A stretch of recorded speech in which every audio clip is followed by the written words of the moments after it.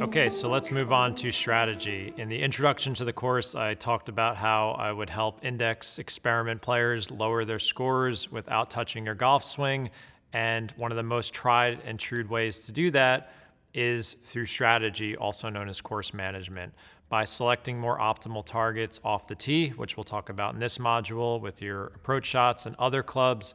This is a way for a golfer of any level to lower their scores almost overnight by just having a little bit more discipline and understanding the rules. So in this module, we'll talk a little bit about tee shot strategy. This topic can get incredibly nuanced. There's a ton of resources out there. I'm going to give you kind of a mini crash course here with some bigger points that all of you can take away, but I just want you to understand that it definitely can get more advanced than this. But let's get into the basics. So I think that the big story on tee shots is that when I was growing up, and a lot of golfers years ago, we were kind of told to play a more conservative strategy off the tee, try and hit a lot of fairways and use clubs less than driver and just keep the ball in play more. And what we have found since then, and we'll have to give thanks to my friend Mark Brody and the advent of strokes gained analysis, is that we were a little too focused on hitting more fairways and we didn't understand the value of distance.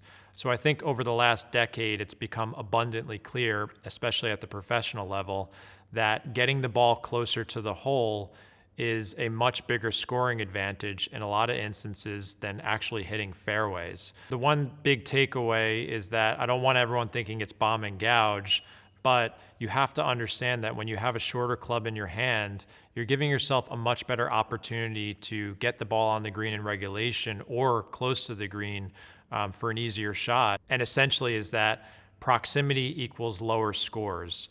So I had a conversation years ago with Scott Fawcett, who has a wonderful course management system called Decade.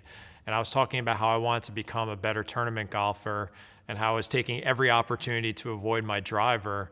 He said, you're never going to reach the level of golf you want to if you don't embrace your driver.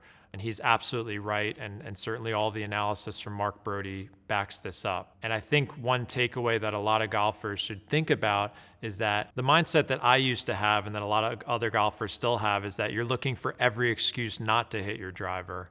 And I think with Scott's advice and Mark's advice, it's better to start every hole saying like, I want to hit driver here. I have to find a really good reason not to hit it. And I'll give you some pointers on how to do that as we go through this. So the first thing we have to understand is that it's not fairway or bust. Fairways hit is kind of an older statistic that is a bit misleading. So if you took two golfers and told me they were both hitting 50% of their fairways, I couldn't tell you which one was actually performing better off the tee because I don't know how far they're hitting it. And more importantly, I don't know when they don't hit the fairway, is one golfer getting into trouble more? Are they hitting the trees, out of bounds, hazards, or fairway bunkers? Whereas the other golfer might only be hitting it in the light rough. So that's where strokes gained is much more indicative of how well you're performing off the tee. So don't use fairways hit as your leading indicator and your main focus when you step up to a hole. Of course, we want to hit fairways, and that gives you a better opportunity to post a lower score, but it is more nuanced than that. So my definition over the years of a good tee shot has changed, and it's quite simple. I think you've hit a good tee shot when you've advanced the ball as far as you can and you have a clear path to the green with a reasonable lie. So if I hit my driver in the left rough and it goes close to my average distance, I have a clear path to the green and a reasonable lie. I didn't hit the fairway, but I still think that's a good tee shot because I've given myself an opportunity to still hit the green in regulation or at least keep the ball around the green. So I've lowered my chances of making a double bogey considerably. Whereas if I hit my tee shot into the trees or a fairway bunker, now I'm in a bit more trouble, and I'd say that's not a good drive. So don't always think that hitting a fairway is indicative of a good drive. I think when you have a clear path to the green and a reasonable lie, you've done well for yourself and you can pat yourself on the back. The more important thing, as I said earlier, is proximity to the hole. One of the most important findings in Every Shot Counts was that distance is obviously important for pro golfers, and that's why you see them going through crazy physical regimens to try and hit the ball 320 plus yards. but it's actually more important for the recreational golfer. So what they found is that being further away from the hole is actually a bigger penalty for the higher handicap golfer than, let's say, the scratch or pro level golfer. Because once you get outside of 150 yards, that shot becomes so much harder for a 15 handicap than a more skilled golfer. So this proximity and distance discussion and hitting more drivers is really more intended for the average player. You do want to get the ball as close to the hole as possible. And I'll give you a few statistics that can show you where the big penalties are. ShotScope, which is a popular game tracking company, did an analysis of tee shots and where golfers were losing the most strokes a few years ago, and I think it was pretty eye-opening. The big ones were that hitting in the trees costs the typical golfer about 1.1 strokes. Hitting in a fairway bunker is a major penalty. They were seeing that it cost a typical golfer almost 1 to 1.5 shots depending on their skill level. But more importantly, hitting in the light rough was only a 0.3 stroke penalty. And more importantly, that 0.3 shots can be explained by distance as well. So if you hit driver off the tee versus a fairway wood, let's say a 3-wood, and there's about 25 yards of distance, that's worth about 1/4 of a stroke or 0.3 strokes for most golfers.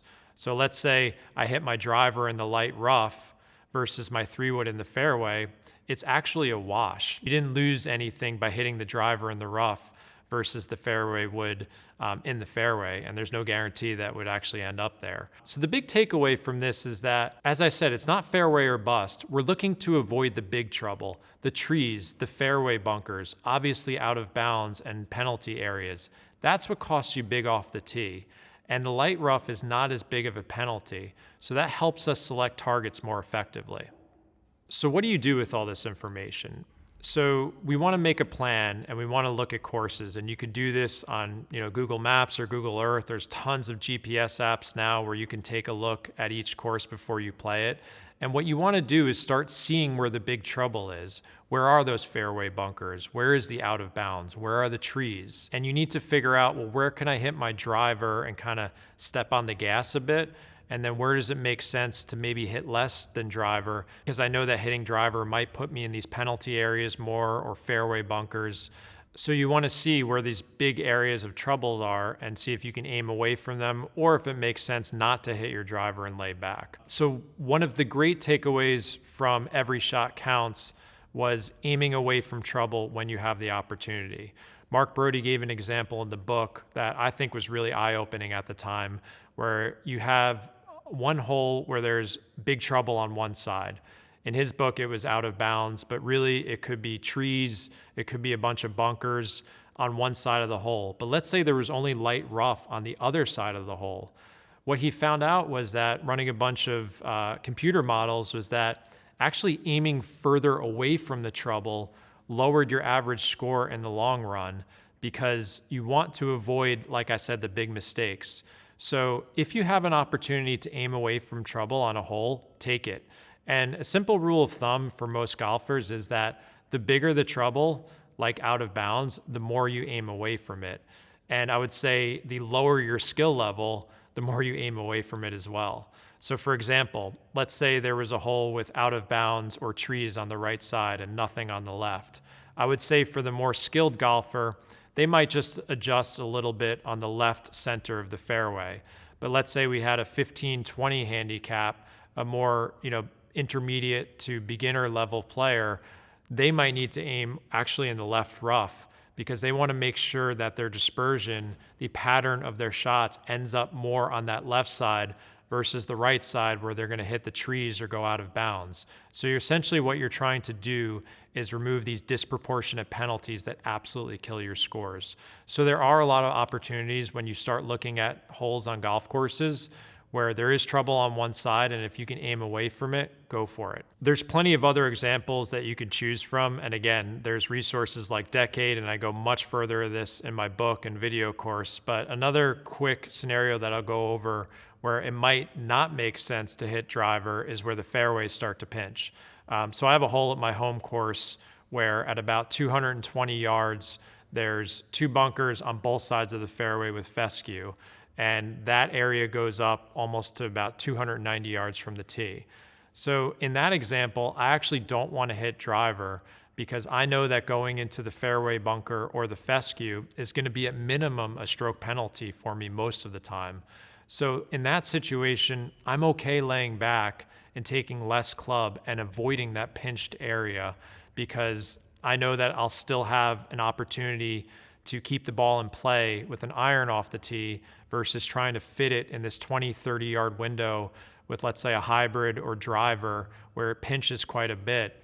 And the likelihood is that I'm going to hit it in one of these bigger penalty areas. That's a situation on certain holes where you start seeing areas that pinch a lot with fairway bunkers. It could be water or trees. Then you can lay back and you can answer the question, this might be a better decision not to hit driver, because I know hitting less than that helps me avoid these areas that have disproportionate penalties. So let me close out with a few other quick topics just to give you some other ideas on tee shot strategy. Safety clubs. A lot of people love to reach for their 4-iron, their fairway wood, because they think they're going to always hit it in the fairway. And one exercise that I think all golfers should do is go on a really good launch monitor, like a TrackMan or a GC Quad or something like that, that maybe you can rent out at a simulator, or you can start tracking your shots with a system like Arcos or ShotScope. Start seeing what your dispersion is with all clubs in your bag, your driver, your 3-wood, your 4-iron. And I think you'll be shocked that the quote unquote safety clubs are not as safe as you think. I tested my 4-iron versus my driver, and the dispersion with my 4-iron was actually something like 40 yards versus 65 yards with my driver. And I assumed that the 4-iron would be much tighter. And especially with 3-woods, ShotScope did an analysis where they found out that recreational golfers are no straighter with their 3-woods than driver. They actually hit the same amount of fairways. So one thing I want to tell people is that don't assume that your 4-iron or your hybrid is automatically going to hit the fairway. You still have a pretty wide dispersion with those clubs. So it's no guarantee that you're going to hit the fairway, but it is a guarantee that you're going to hit it not as far as your driver. So you're already giving up strokes by taking less than driver off the tee with those safety clubs. So I will ask people, if you're more data inclined, start measuring what these safety clubs are doing for you if you're hitting more fairways, if you can prove there's a much tighter dispersion, and use that data to make smarter decisions off the tee with your dispersion patterns. Another quick topic I'll go over is chasing angles. A lot of golfers see that, oh, the pin's on the front left of this hole, so therefore I need to hit it up the right side to have a better angle on this approach shot. I think that's a really bad strategy. Lou Stagner, who's done some amazing work with stats, did a massive study on PGA Tour shots, literally tens of thousands of shots. And he found that when a golfer had an advantageous angle into a hole, so let's say there was a left pin location and they were on the right side of the fairway, their scoring average wasn't that much better than if they had the worse angle. So I don't like players to think about where their approach shot is going while they're on the tee box. I want you to consider, where can I keep the ball in play? Where's the safest spot? Because you don't get to choose where you land the ball off the tee. So I'm not a big fan of chasing angles, because over the long run, you're going to put yourself in more trouble and you're not going to profit off of it as much as you think with your approach shots. So I think that's a losing strategy for most players. And I'll close this out with laying up yardages. And this applies to tee shots as well as on par 5s when you're laying up. Closer is better. We want to get the ball as close to the hole as possible without taking on disproportionate risk. I've seen so many studies on this from ShotScope, Arcos, and Mark Brody's book. If you gave a PGA Tour player or even a 20 handicap an 80-yard shot from the fairway or the rough versus a 30-yard shot, they're always going to have a lower expected score with that 30-yard shot. So the idea that you have to lay up to your favorite yardage or even off the tee is to be quite honest with you, not truthful information. It was out there a long time ago, but it's kind of been disproven at this point. So again, when you're on the tee box or even when you're laying up on a par 5, you want to get the ball as close to the hole as possible without taking on too much risk. Of course, you don't want to lay up into a fairway bunker or a hazard. So take a look at where all the big trouble is off the tee. See if you can aim away from it, see where the fairways are pinching if you have to lay back. And of course, as I said, tee shot strategy can get way more advanced than this, but I wanted to give you some basic pointers. And I think just these few points will save you a bunch of shots off the tee.